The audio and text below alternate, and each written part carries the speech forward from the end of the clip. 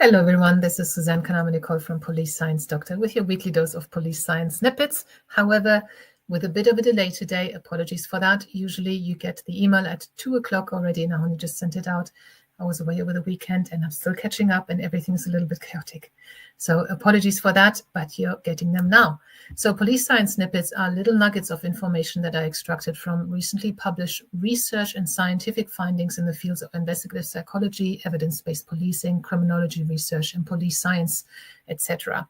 These are 3 bits that I think you can maybe put into practice straight away. So this is all for the practitioner. How can a practitioner use scientific knowledge in their jobs? So the 3 snippets for today. The first one is about reasons for non-disclosure.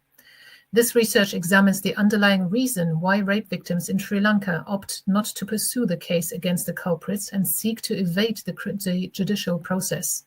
The study revealed that the primary motivation for the victims' disinclination to disclose the facts of the rape incident is to conceal the fact of her sexual victimization from her husband. It is argued that the culture prevents such victims from obtaining justice. This may well apply to victims in other countries from this and similar cultural backgrounds. So this is something very important. Is there some discretion that victims can maybe be provided with if they don't want these details to become known to family members? Would that increase disclosure in these societies? The second snippet for this week is about digital crime reporting. This research examines factors influencing citizens' crime reporting preference in person versus online. Findings indicate that police legitimacy is positively related to willingness to report in person and through technology, so both. Conversely, fear of the police is negatively associated with in-person reporting, but positively related to reporting via technology. So those who want to avoid the police and have some fear of them are more likely to report online than in person. Technology-related variables, including acceptance, dependency, and trust in e-governance, are positively associated with willingness to report in the overall model. So maybe in communities where relations are maybe not so good with the police, there can be more of an awareness of encouraging people to report online without actually doing it in person. So that's just one of the things I extracted from that bit. By the way, the first and the third snippet this week, the original research articles are fully accessible, the first one and the third one, unfortunately not the second one. And I emailed them to your inbox with the link to the original research. You just have to join the Police Science Doctor email list to get these emails. Just go Google Police Science, go to Police Science Doctor, enter your details into the form that pops up, and you're on the list, and it's free. So the third snippet for this week, actually, I told you it's all chaos, is about enabling accountability. Holding police to account has been the subject of much debate in the scholarly literature, describing various strategies and mechanisms, both internal and external, that seek to impose accountability for officers' actions or inactions. These approaches generally focus upon negative aspects of accountability that are then inherently linked to defensive responses.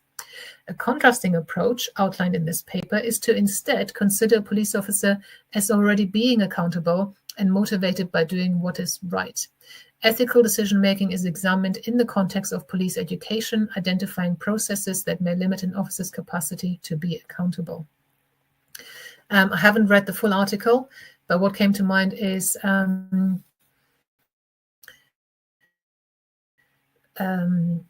I forget the name, but it's with the song "The Gangster's Paradise." That movie where she is a teacher and she is in an inner city classroom and she gives everyone an A. And rather than having to work for an A, which some people would never even attempt because they've never succeeded in this way, everybody already has an A, and all they need to do is work to maintain that. So I don't know if that has been tested in any way, but in that film, it was a positive thing. That is probably not what this paper is advocating, but I thought it was an interesting thing that I wanted to bring to you. And that article is also open access, so you can read the entire article, and hopefully you will find that useful.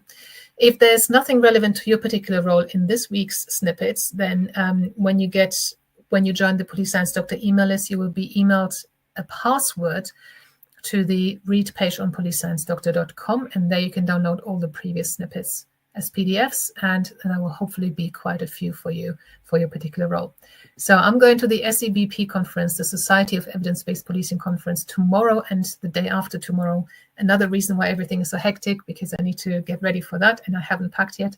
And I'll be doing lots of streaming from there. I might see some of you there if you're going to be a speaker or a delegate, and so that should be a lot of fun. And there's also an awards dinner tomorrow evening, so I'm looking forward to those whole 2 days. And I'll see you again, same time, hopefully earlier than that, hopefully around 2 p.m. UK time next Tuesday. And until then, I'll see you. Bye-bye. Make good decisions. Thank you for watching. I hope you found this content useful. You can get access to each episode's transcript with key learning points, timestamps, and references if you get yourself onto my mailing list.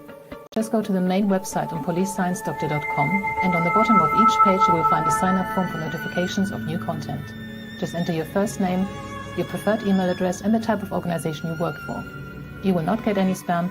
This is just for me to let you know about new content and for you to get access to all the transcripts.